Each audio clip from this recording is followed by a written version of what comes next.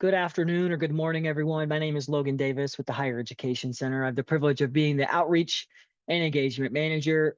So great to see so many names and faces of some of you in the participant tab, but thank you so much for being here for our October webinar, AI and AOD, Machine Learning Assumptions and the Human Influence with Dr. Kimberly Boulden and Sydney Cheifetz. So super excited to get this kicked off. I apologize in advance if your favorite part of the webinar series is Anthony Gonzalez, my colleague. He is out of the office celebrating his recent marriage. And so unfortunately, you are stuck with me filling in for him. He definitely deserves to take as much time as he needs and have a lot of fun.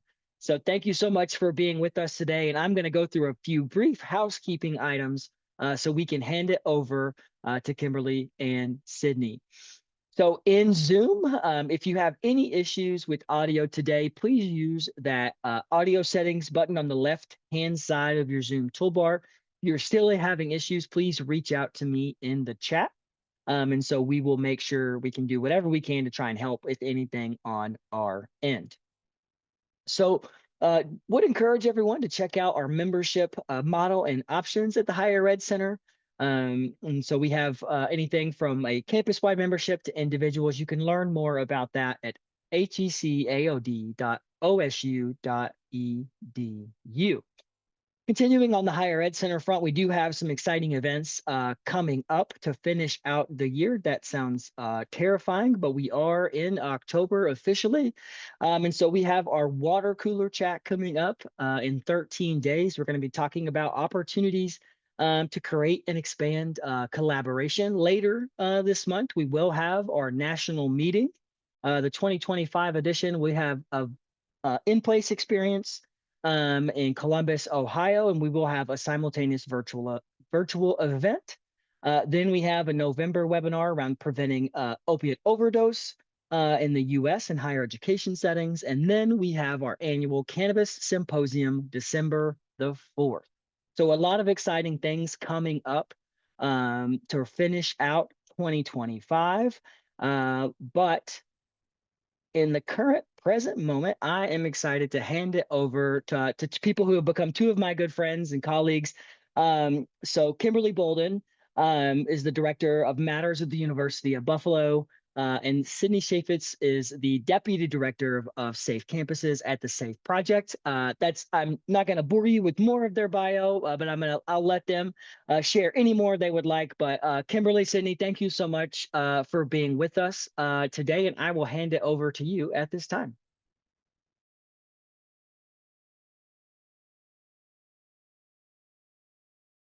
Okay, am I successfully sharing the right screen? Good, okay. So thanks for joining us today. As Logan mentioned, the topic is AI and AOD, machine learning assumptions and the human influence. Quick plan for today, some acronyms we'll be using, AOD being alcohol and other drugs, AI being artificial intelligence, ML being machine learning, really looking at the foundations of AI and ML, how it works, look at some case studies and real world examples. And we did have a breakout case study at the end that we'd like folks to do, but unfortunately in the webinar format, we can't do breakout sessions. So it may be more discussion based, and we will chat with y'all about that when we get there. Quick intro, who are we? I know Logan shared a little bit of information. I'm the Director of Matters at the Matters Network. Matters stands for Medication for Addiction Treatment and Electronic Referrals. We are a subsidiary of UBMD Emergency Medicine. I'm also a research assistant professor at the University of Buffalo, and I've worked with my colleagues in computer science at the University of Buffalo on a few Mozilla grants regarding responsible computing and how, as we educate computer scientists, we can think about the ethical implications of the work that they put out into the world. And so I come to this work both as someone who has done a lot of work on campus around prevention, intervention, and recovery supports, and also having worked with folks in the AI and ML world around the assumptions baked into some of these systems. And I will pass it over to Sydney. Kim. Hi, friends. My name is Sydney Cheifetz. I use she, her pronouns, and I currently serve as the Deputy Director of our Safe Campuses portfolio at Safe Project. So Safe, for those of y'all who don't know us, we're a national nonprofit, and we work to stop the addiction fatality epidemic. We do this in our 4 portfolios. So we work with campuses, veterans, workplaces, and communities. If you're interested in learning more, safeproject.us, but in particular, I run our student development portfolio at Safe Project. And before this, I was working at Oregon State University, and after that at Gonzaga University, doing kind of public health promotion specialist work, recovery work, and then all the fun things of alcohol and other drugs. And I cannot say I am as machine learning AI advanced as Kim is, but I'm sure as many of y'all are experiencing as well. Our students are using AI, whether it's in the classroom or increasingly to chat with someone on a friend basis or from a mental health standpoint. So it's clearly impacting all of us. So I'm really excited to be here today. Okay, this is a show of hands, and I'm not sure whether we can actually do a show of hands, so maybe we'll just do thumbs up reactions. How many of the folks in the room would agree with the statement that technology can solve society's problems?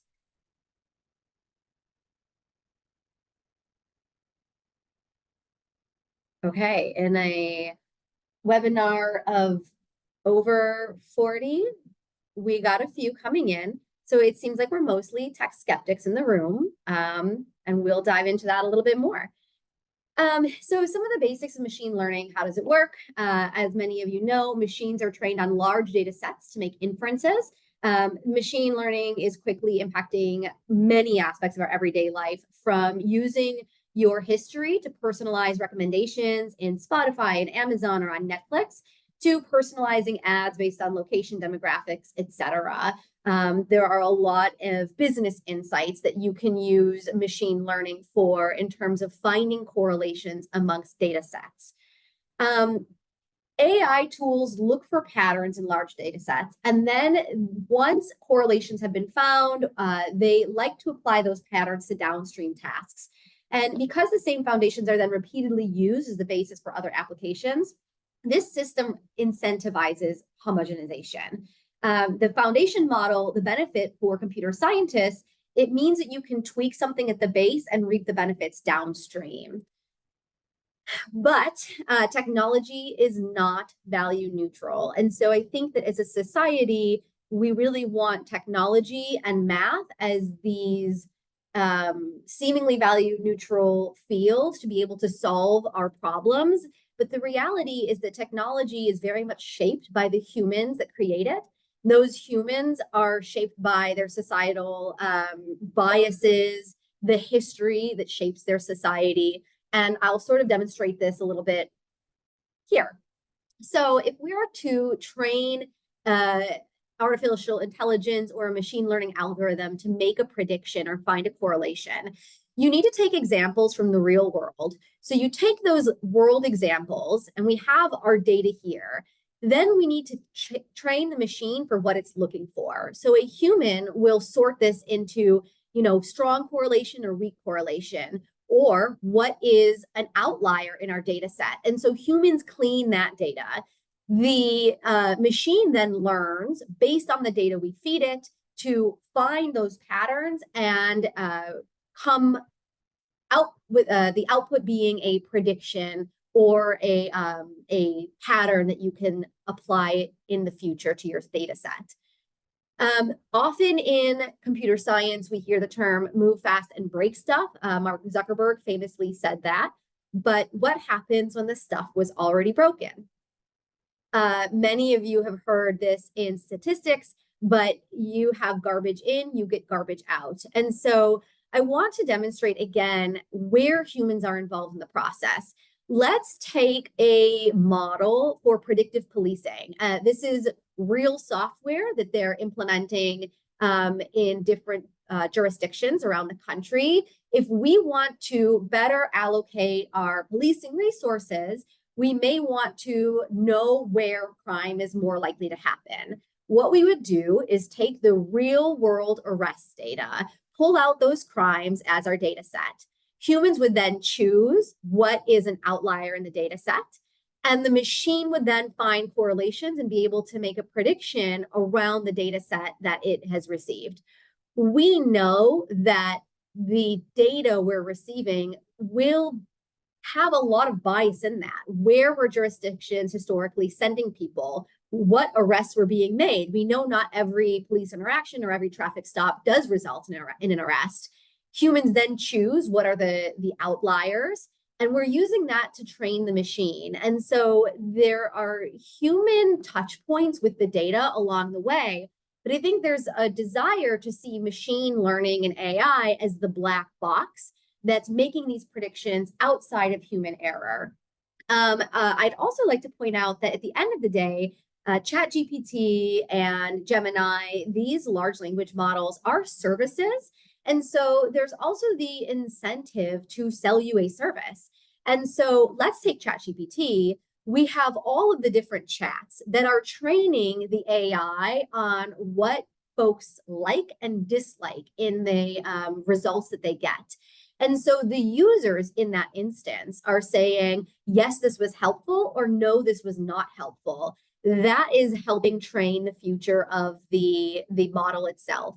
And so if we think about customer service, we have found that large language models like ChatGPT or Claude or Gemini, users tend to like complimentary chatbots. And so responses that are complimentary, that are customer service oriented and give us what we're looking to hear are more upvoted than answers that sort of challenge our perceptions. And so we're creating, in some instances, an echo chamber. And again, it's because we cannot detach the human element in this process.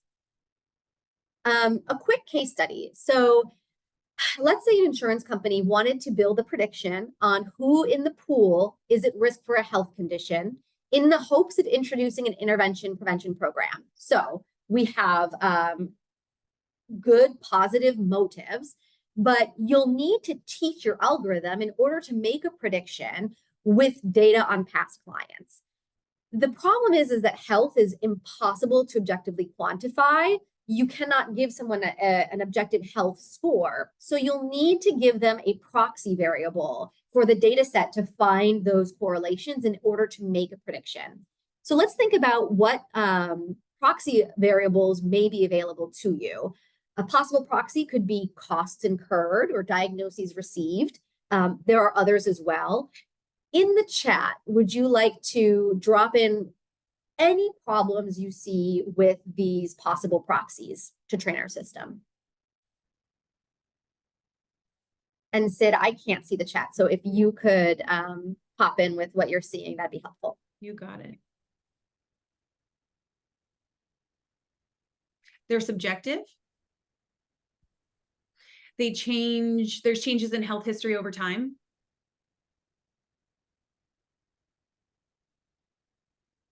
And there's bias present in current notes and records. Love this. Yes. So great, great catches.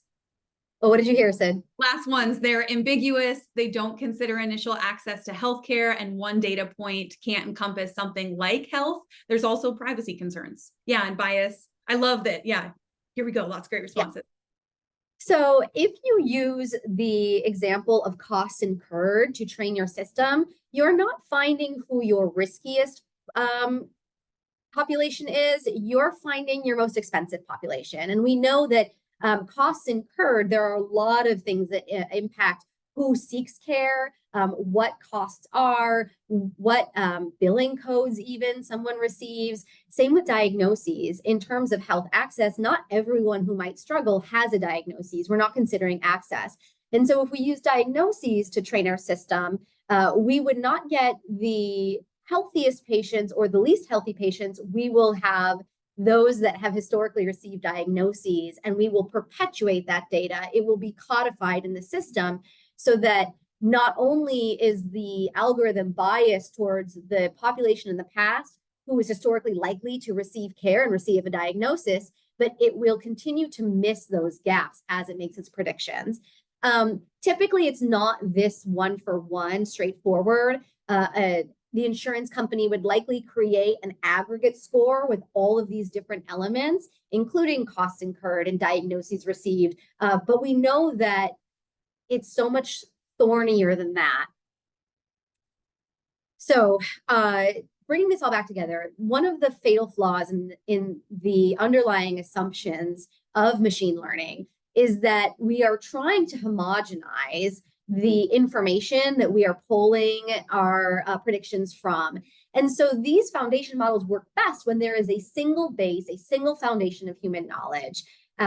We know that that foundation then often reflects a privileged majority, and the harms in those assumptions then get reified and radiated downstreams as the machine continues to learn or learn from the faulty data that it learned from originally. Yay. Okay, friends. So y'all are very familiar with how AI impacts you and how it impacts your community and how it's being used. We've chatted a little bit about how AI is being used as it pertains to health. Now we want to shift into what does it have to do with alcohol and other drugs? So first we have to take a step back. Kim, I'm going to have you pass me forward.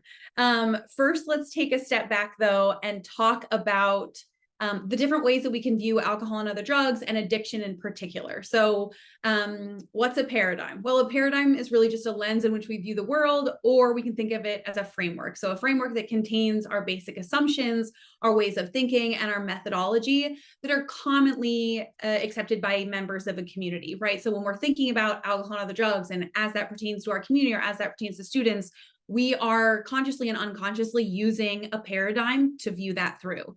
Paradigms shape our how, so our general attitudes and stances towards a thing, our what, so our actions and our behaviors associated with outcomes of this thing, and then also our why, what are our motivations and what are our end goals. So thinking about what a paradigm is, Safe Project and Safe Campuses for a long time has realized that as we're doing the work with students on college campuses and faculty and staff and administrators on college campuses, there's a large difference in how folks are doing alcohol and other drug work, and particularly how folks are doing recovery work, depending on the framework that they're viewing substance use through. So Kim, I'm going to have you go to the next slide. And for this reason, I'm going to chat through this in a second, but I want y'all to tell me in the chat, if you had to answer this question, A, B, C, or D, how would you define addiction? Is addiction for you personally more of A, a condition, B, a disorder? I'm sorry, B, a disease. Friends catch my, so A, a condition, B, a disease, C, a disorder, or D, all of the above? What primary way are you thinking of addiction? More of a condition, a disease, a disorder, or all? Okay, I'm getting, across the gamut, I'm seeing mostly Ds, quite a few Cs as well. So we're seeing disorder. D is the winner though, as far as prevalence here. So most folks are thinking that it's D. All right, friends, I'm going to make it even harder. So if you couldn't define addiction as all of the above and you had to select, addiction is a disease, a condition, a disorder, what are you giving me? Okay, now I'm getting B across the board. Okay, I'm getting a couple C's. I got one A. I love that, friends. Okay. Oh, here come more. All right. So it seems like we're pretty split. I'm seeing lots though, as it pertains to B for disease. So just as we think about this, I encourage you to reflect on this is how you're perceiving it. Do you think everybody agrees with you, right? If you're working at a campus community and you're coordinating across campus, does the Office of Health Promotion and the Office of Conduct and the President's Office and the Admissions Office and Health Services, are all of y'all agreeing on this? And have you always viewed it through the same paradigm over time, or has your way of viewing addiction also shifted? So yeah, thanks. I'm seeing no, right? So it can be really hard when we're trying to collaborate across campus and make sustainable changes when all of us are viewing addiction as something different, right? So I'm saying no, it's changed with education for me. I love that. All right, so yeah, SAFE does this work all day, every day, and we came to find that, right? If we're trying to collaborate with folks that are viewing it through a very different lens than we are, we're not going to fundamentally see eye to eye because we're viewing addiction as two very different things. And so we created this survey tool. So this survey is a 32 question survey, and it's trying to get to the underlying assumptions and beliefs that folks have about substance use in general, and then substance use disorder in particular, because what we found is how we think about addiction really matters. So I'm going to go through, just for the sake of time, we don't have time to go through the whole survey. If you're interested in it, though, reach out, and I'd be happy to facilitate a conversation with whoever you'd be interested in. But just to bring up some of the main points and findings of that survey so far, keeping in mind that it is still ever evolving and we are still testing it with more and more staff and students each day.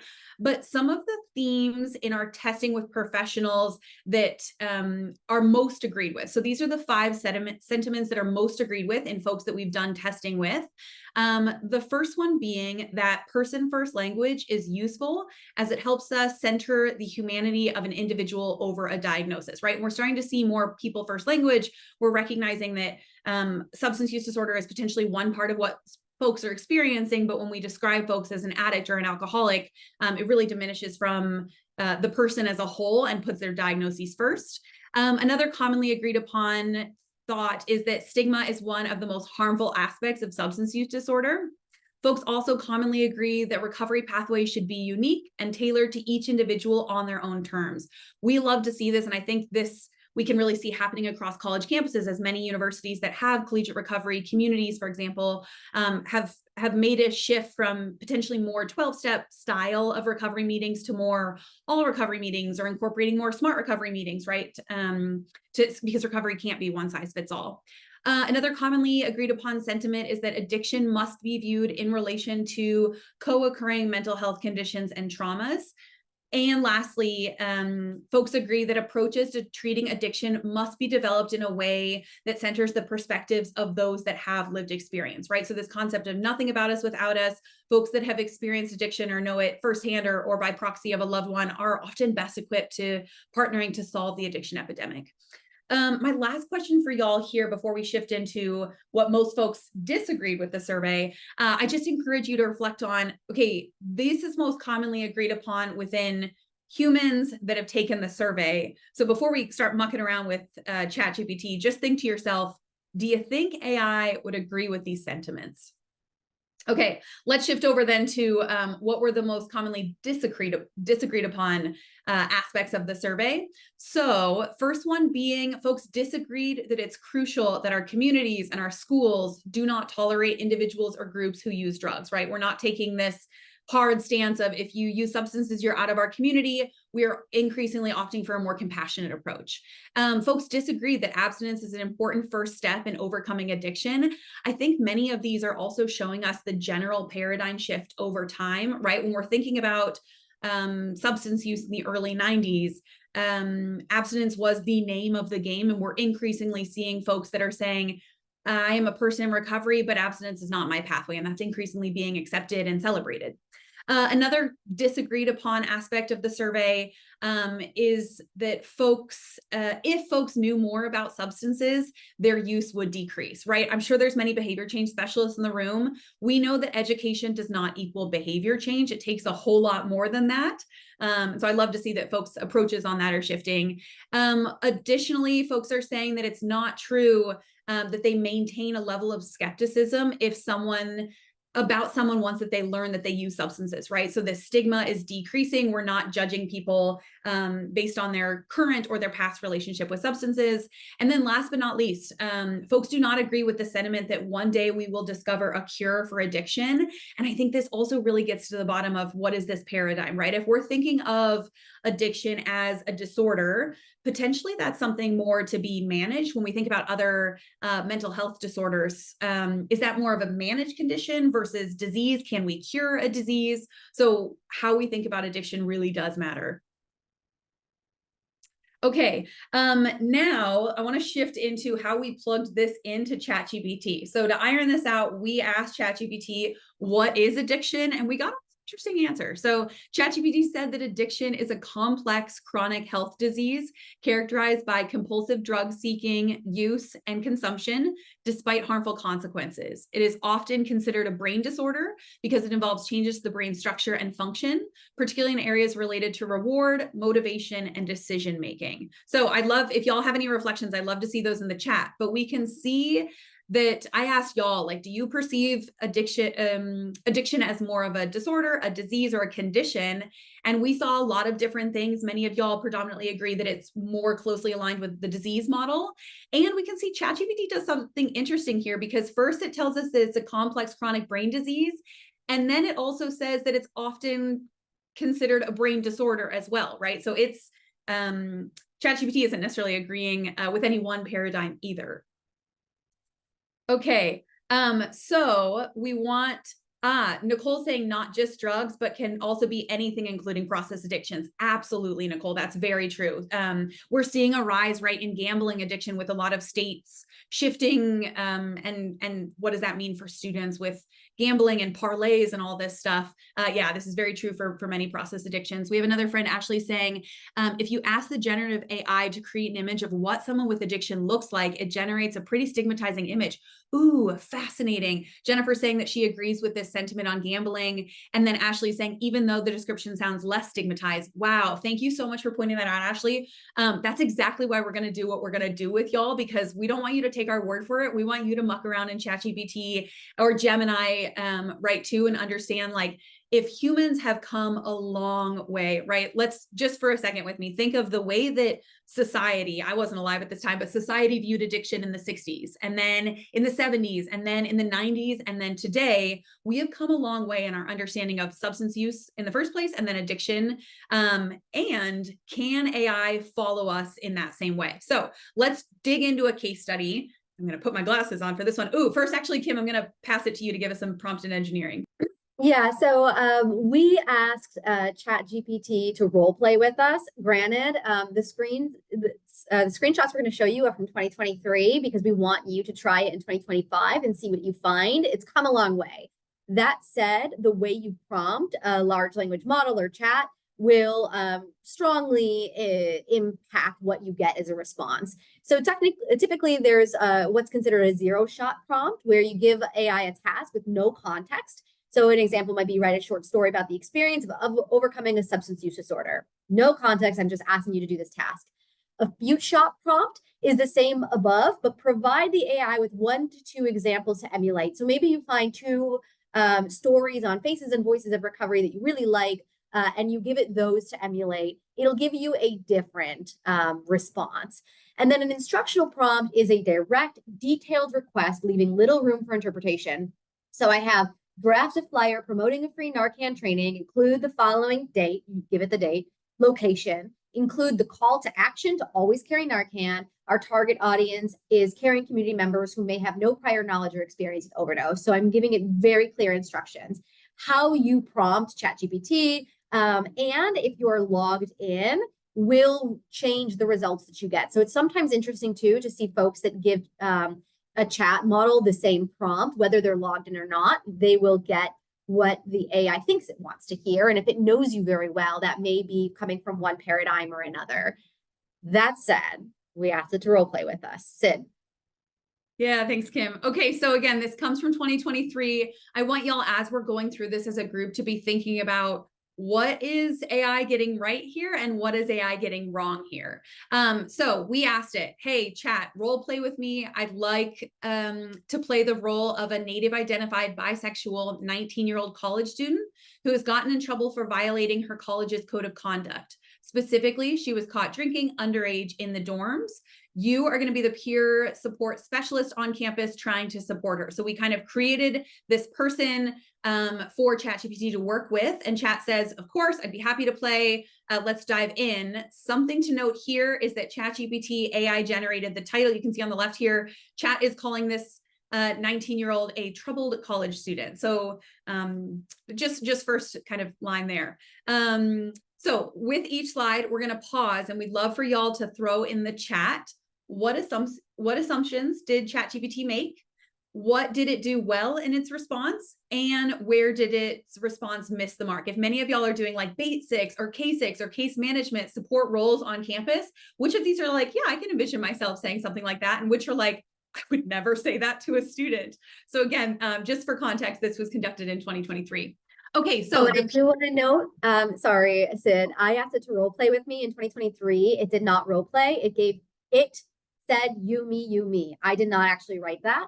And so today in 2025, if you ask it to role play, it will actually wait and let you respond. But so we'll see assumptions in both the support specialist and the student of what ChatGPT.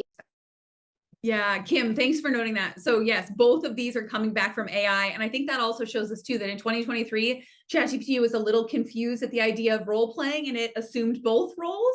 And now it can do it more accurately. Anyways, okay, so here the peer support specialist is saying, hey there, I heard about what happened. I'm here to talk and offer support if you'd like. How are you feeling about the situation? This, again, it named this student, now it's naming them bisexual college student based on the characteristics that we gave. So the student says, hey, thanks for being here. Honestly, I'm pretty embarrassed and frustrated. I know I messed up by drinking in the dorms and now I'm facing the consequences. It's just been a rough time. The peer support specialist responds and says, I can understand why you might be feeling embarrassed and frustrated. College can be a place where we make mistakes and learn from them. It's important to remember that you're not alone in this. Many students go through similar experiences. Can you tell me a bit more about what happened that led to this situation? The student responds then, yeah, you're right. I was hanging out with some friends in my dorm and we thought it would be a good idea to have a few drinks. We didn't really think about the consequences at that time, but now I'm facing disciplinary action and it's making me rethink my choices. All right, friends, we've already got one in the chat. And yeah, Kristen's pointing out the bisexual student, just the way that ChatGPT decided to label the student. Again, we wanted to paint a picture, right, of like, who is this college student? Are they going to bring in aspects of this college student's native identity or, you know, their status as a queer person into the conversation? And I'll let you be the judge of whether ChatGPT did that effectively or whether they just used it to kind of label the student. Anyways, other things. What did Chat do well? Where did it miss the mark? What do you think?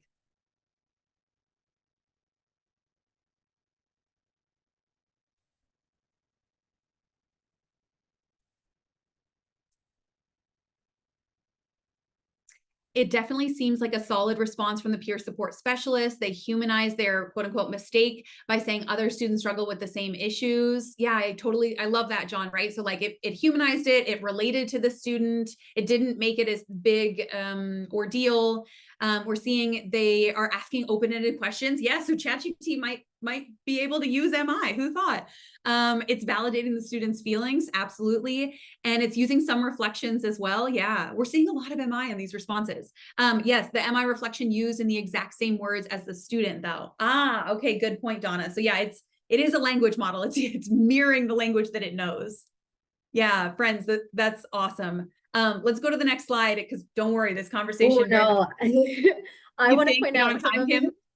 No. I just want to know. So I want to point out that AI assumed that now that I'm facing disciplinary action, I'm rethinking my choices. And so AI is making assumptions regarding the stages of change that this person might be in, the fact that the punitive process was a change motivator for me. And so I think that there's a lot that it's doing well, but there are definitely assumptions about the student without a prompt saying I'm ready for change or I'm embarrassed about disciplinary action. I mean, how many times have we had a student come in our office and the I'm feeling embarrassed and frustrated is not the first emotion to come out. So yeah, such a good point, Kim. Okay, so let's move on. So the peer support specialist responds and says, it sounds like a spontaneous decision that ended up having some unintended consequences. It's completely normal to have moments when we don't fully consider the potential outcomes. The important thing now is how you choose to handle this situation moving forward. Have you had any communication with the college authorities or anyone else about this?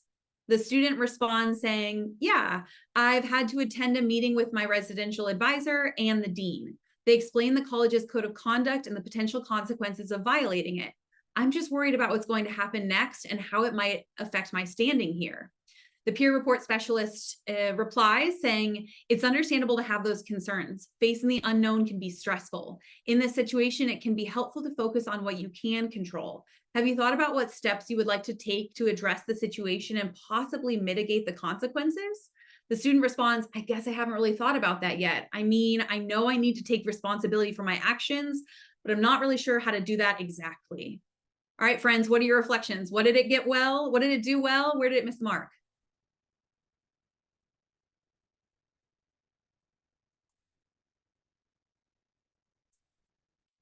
And yeah, I love someone had put in the chat, MI is obviously motivational interviewing. It's just a conversation style. It's often used in counseling, but it's used to help spark behavior change and motivation for folks to change behaviors within themselves. So Donna's saying jumping to action before even knowing what stage of change the student is in. Okay, yes. So Donna, from a motivational interviewing perspective, it didn't even ask the student, where are we at as far as willingness to make a change, or why would change be important to these students? Like the steps that we know how to take, it jumped to taking action. Let's rather than debriefing first. And then John's saying, telling the student to take a step back and look at the situation from a control first mindset. Absolutely. And then Ava's saying the assumed disciplinary action, meeting with the dean rarely happens on a first sanction. Absolutely, Ava. I had that same reflection of like, this must be a really small school or something, is inflated in this part of the role play. Yeah. Absolutely, friends. Okay, and then, oh, and Logan's saying if people raise their hands, you can, Logan, moving forward, y'all, if you want to raise your hand, Logan can take you off mute and we can hear your beautiful voice. So we would love that too. All right, let's finish up our role play here and see how does it meet the mark. All right, so the peer support specialist says, taking responsibility is definitely a step in the right direction. It might be worth considering a few things. First, reflecting on what led to the decision to drink in the dorms, so you can learn from this experience. Second, thinking about how you can make amends or demonstrate that you understand the importance of following the rules. And finally, reaching out to the appropriate channels to discuss your situation and potentially express your willingness to learn from this. The student responds, that sounds like a reasonable approach. I definitely want to show that I've learned from this and that I take the college's rules seriously. The peer support specialist then responds, that's a great mindset to have. Mistakes happen. I'm sorry, I'm almost laughing just reading this. Mistakes happen, but it's how we handle them that truly matters. Remember that seeking support from friends, family, and resources on campus can be beneficial during this time. And if you ever need someone to talk to or bounce ideas off of, I'm here to help. The student responds, thank you so much for understanding and offering guidance. It really means a lot to me right now. The peer support specialist says, you're welcome. Remember, you're not defined by this one mistake. College is a time of growth and learning, and this is just a part of that journey. If you have any questions or concerns along the way, don't hesitate to reach out. We'll work through this together. All right, friends, either raise your hand because we'd love to hear from you, or feel free to throw in the chat. What do you think? Hope is saying this is the ideal scenario, and I feel like this rarely happens. Hope, I agree with you. Danielle saying this is not at all conversational at all. It's like the Brady Bunch. Yeah, Donna, this is very true. Don't get me wrong, I did basics for 4 years in my last role, basics and K6, and like you occasionally get that wonderful student that was like, oh no, the rules are important to me. And like sometimes students, we do the behavior change in the office, and sometimes students are like, I've thought about it. I'm ready to, like, they've already thought about it deeply. This is a unicorn of a student. Other thoughts, friends?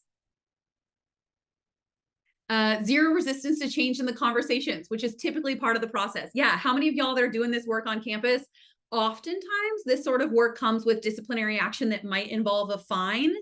Students are not super happy when they get in trouble and when they have to pay money. And oftentimes we have to spend some of the conversation building trust, right? And this student already trusted this peer support specialist and already came in ready to make some behavior change and take full accountability.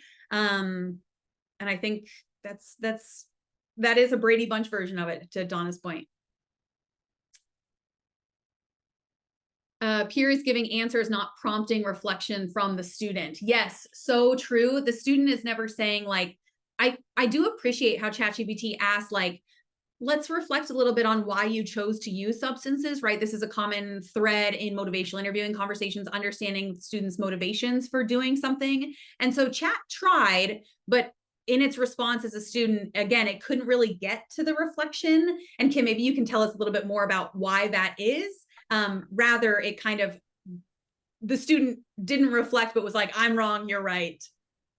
So I've heard AI referred to, and I like this description, as like a 1 trillion degree Plinko machine. So we have that same foundation, and you drop the coin or the ball and it bounces around. It can give you all these different outputs, but it's not actually doing thinking.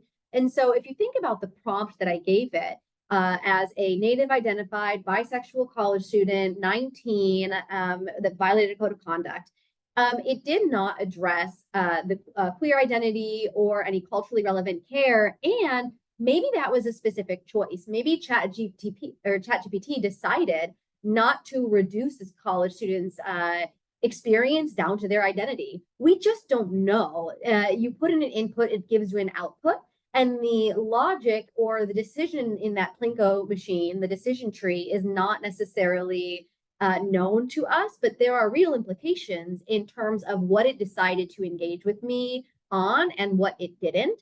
And so thinking about the ways that what our students might be supplying in terms of information to chat, because we've heard of our students using language models to seek advice, to role play difficult conversations they're going to have with peers, knowing that there are decisions being made, but we don't get to know the logic or reasoning behind that. I would just proceed with caution.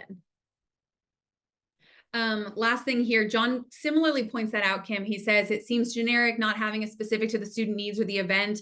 As y'all remember, Kim prompted it with a little bit of identity on the student, and it didn't bring the student identity into it at all, which we're often trained of what makes this student unique, what are their motivation, what are their values, and then how can we use that in our conversation with the student.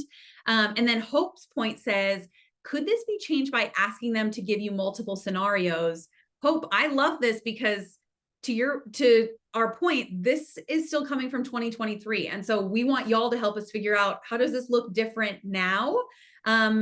And so we're going to ask you to jump in with us and try ChatGPT for yourself. So as Kim said, we originally hoped to do this in breakouts. Now we're going to do it individually.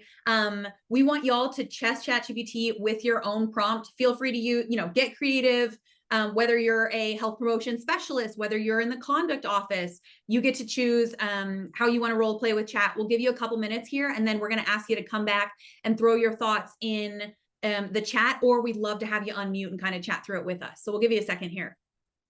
Yeah, and you can choose your prompt strategy, whether you want to give it a zero-shot prompt, or to Hope's example, do you want to give it examples, ask it to create multiple scenarios for you?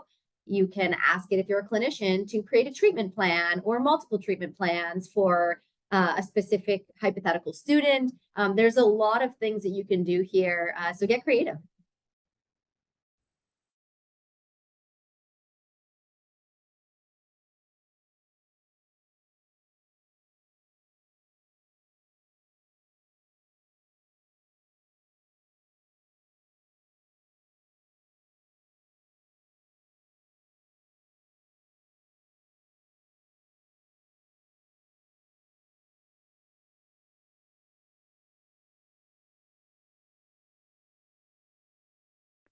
Yeah, I wanted to ask a quick question while people are exploring with their AI. And I asked this question because I know where the center is housed at Ohio State, we are technically supposed to use Copilot. So could you briefly go through what might the difference be based on what company service that you use? So how would what you choose to use maybe impact the conversation at all? Yeah, so these large language models are pulling from the public discourse. I believe early on, they were trained on what was free and readily available on the internet. So that was a lot of Reddit, blogs, websites. They have really improved over the last few years to primarily pull from peer-reviewed articles and prioritizing, maybe to some detriment, some information sources over others. In terms of the differences between the large language models, we use ChatGPT in this experience just because it's free. You don't have to log in. You can start using it if you just open it up on your browser. Claude, I've role played with Claude, and it gave me similar responses I felt to ChatGPT, but you do need to sign up for an account in order to use Claude, and then verify your account by giving it your phone number so that it can two-factor authenticate you.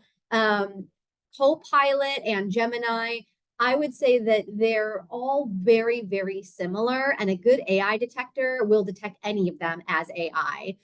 So we're just talking, I think, in the nuances around what you prefer to use. I think some industries might have preferences over others. I would say that the majority of our students are using chat just because it requires a lower barrier to entry.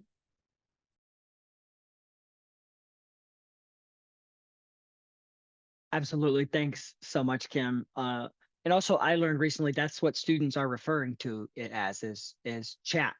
And so I did not know this until earlier this summer. So Yeah, when folks are using chat as their therapist or their best friend, you need a concise way to refer to it as. Logan, I learned that like a month ago, and I was like, oh, fascinating.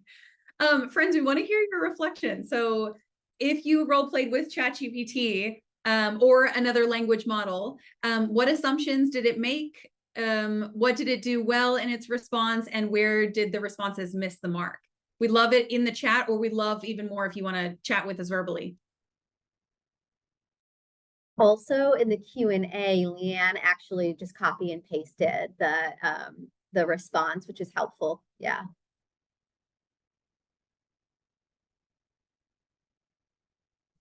Oh, I'm just thinking too, in Leanne's role play, the first goal is academic re-engagement. You know, let's get them re-engaged first and foremost.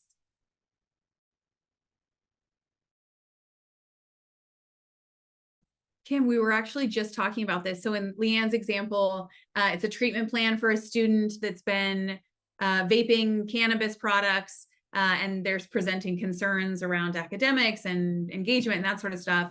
We were actually just talking about ChatGPT being used to create treatment plans. What does that mean? Does it get it right? And then are folks aware that chat is being used to create treatment plans? There's no disclosure here that it is not a qualified clinician, therapist, or licensed professional. And so that is concerning. If I were a student that couldn't afford care and I asked chat to create me a plan, there is no disclosure. And so already an assumption that I would say it's making is that you are a professional using it, not someone seeking for their own resources.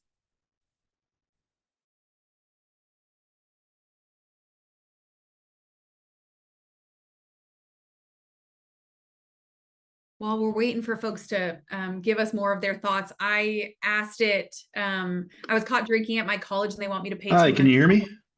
Oh, friend, yes, please go. Okay, I think I lost hearing you for some reason. I can't hear you now.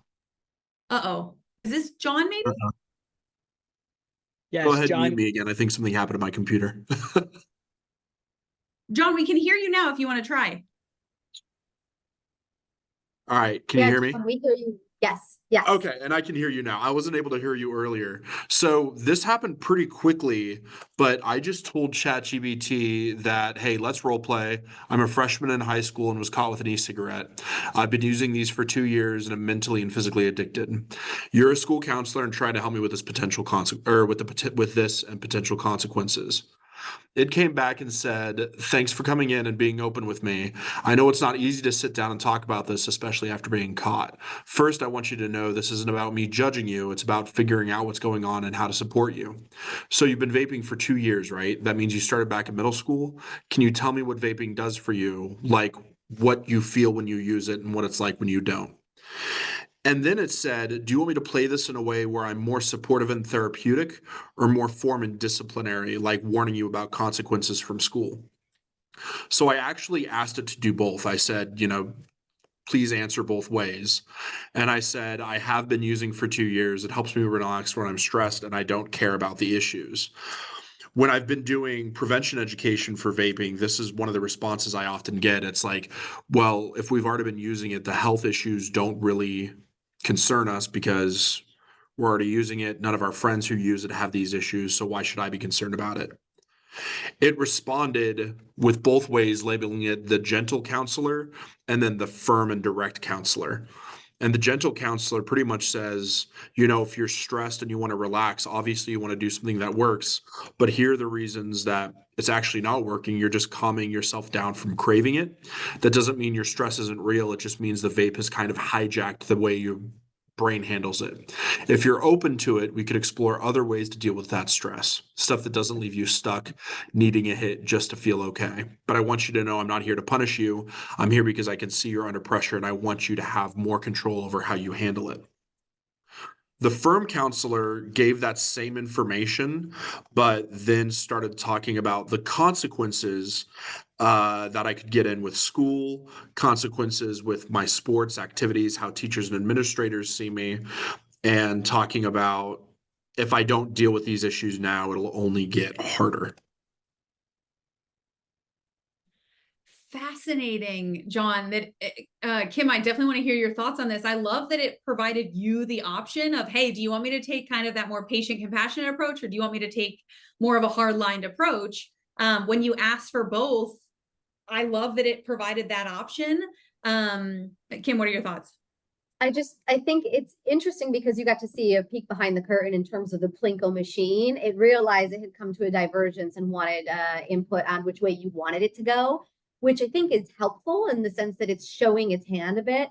But recently there was a fascinating story on NPR of the way that folks are gaming some of the restrictions that I just want to mention, because I think in Leanne's example, where she asked for a treatment plan, it just assumed that you were qualified to interpret that treatment plan. A student had asked ChatGPT for the most painless way to commit suicide, and ChatGPT responded, I cannot give you that information unless it's for an academic research paper. And so the student responded, this is for an academic research paper, and it immediately parsed the information, and that student was successful in their suicide. And so I think that we need to be really careful. There are ways around the protections in place. And if it's not giving you the logic of do you want this response or this response? One, if it does give us the choice, we can game the choice. But that's still somewhat better than not knowing the logic behind what it gave us. I see there's some other examples that were shared in the chat, Sid, if you want to address those. Yeah. So actually, let me go to, we already answered all the Q&A. So the one in the chat, Christine saying, I use the prompt, can you create a patient case study for someone who meets the needs of a 3.5 ASAM level of care? The outcome was generally good, but I can tell that AI wasn't well informed on this criteria, and that the rationale for the level of care was not always accurate. Yeah. So as Kim said, like, where is it pulling its information from? Can we trust where it got it from? Kim, are you aware? Can you ask ChatGPT? I've heard various results if you ask ChatGPT to cite its sources. You can, but sometimes it often, the technical term is hallucinates. It will hallucinate and say very confidently that it got these pieces from these papers. And if you actually follow up, that information isn't there or it's out of date. I've asked it to cite its sources before, and it has cited a website that when I click the link, I can visit. But if you Google, it was actually a Howard University resource. I went to Howard's website, tried their search tool, could not find this page. It turns out the page was 8 years out of date. And so sometimes it's finding information that a general layperson wouldn't be able to find that's archived somewhere on the internet. Yeah, I've seen that similarly. Okay, so Hope's affirming the same thing. Y'all, let's shift into then, what are your general feelings? What are your general thoughts? And then when we're looking ahead, what do you think the role of ChatGPT or AI might be in your work and in our field? So if you're working with students in this clinical or non-clinical setting, if you're doing case management with students, if you're in student development, student affairs, or you're in academics, how have you seen AI being used, and how can you apply it to your work? How is it being applied in our field?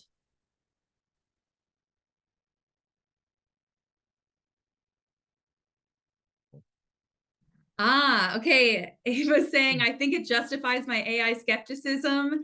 AI can't truly replace the work we do. Yes, Kim's actually going to tell us about that. And Ava, I at Safe Project am known as like the AI hater. and I'm so happy to be an AI. What other thoughts, friends?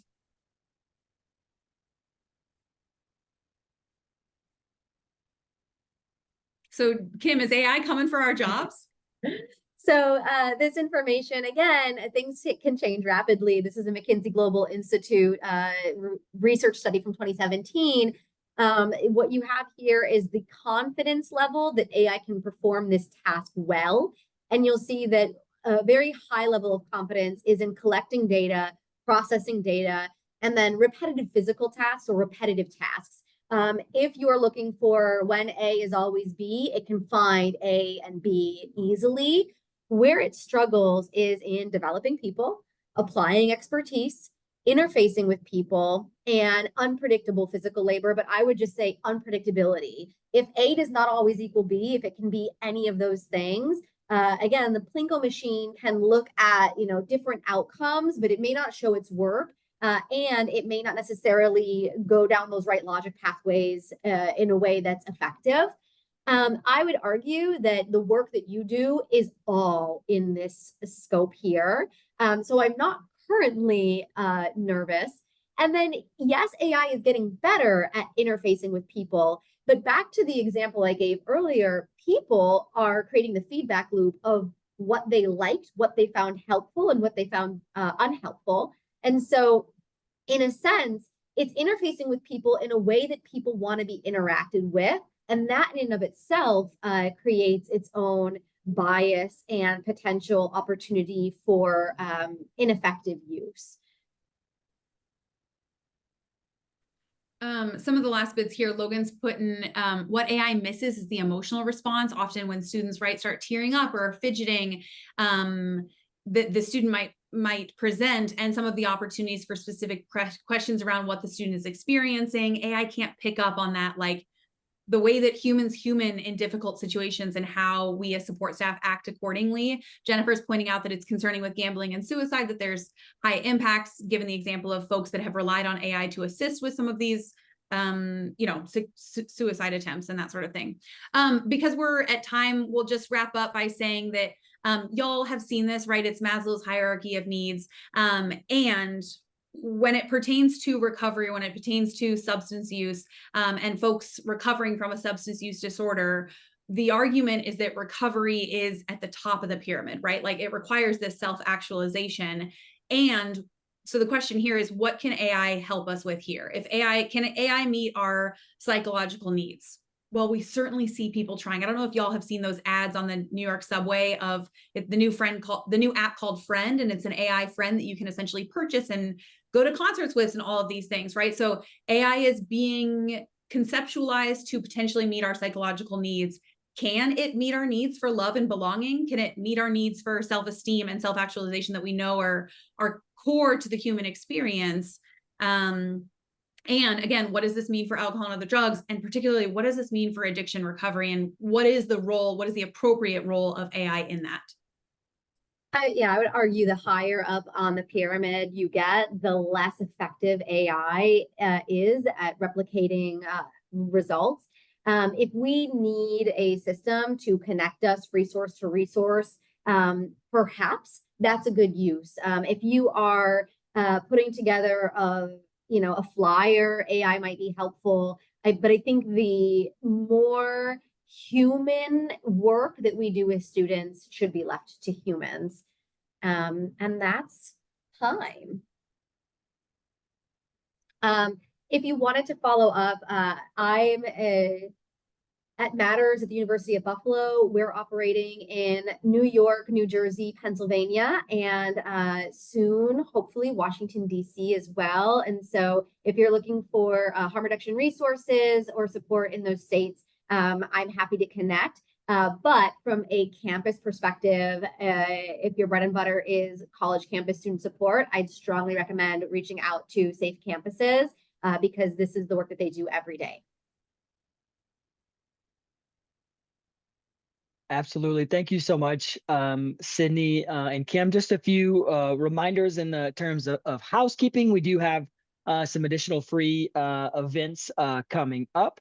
The next two free ones, we do have our webinar on the 14th or though that's the water cooler chat on the 14th, excuse me, around collaboration and expanding that free webinar on preventing opiate overdose in U.S. higher education settings. And then we do have, in the paid side of things, our national meeting, the in-person and the virtual experience, and our virtual cannabis symposium on December 4th.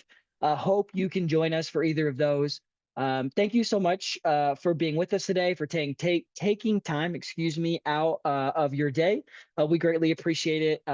And Kim and Sydney, thank you so much for taking time out of your day, sharing of yourselves and your expertise, and guiding us through the thought process and sharing the knowledge, because we know AI is not going anywhere. So how can we learn what it is doing, what concerns there are, and how can we make it a best practice and interacting with it in the work that we do. So thank you so much for your time. I hope everyone has a wonderful rest of your day and week, and take care, everyone.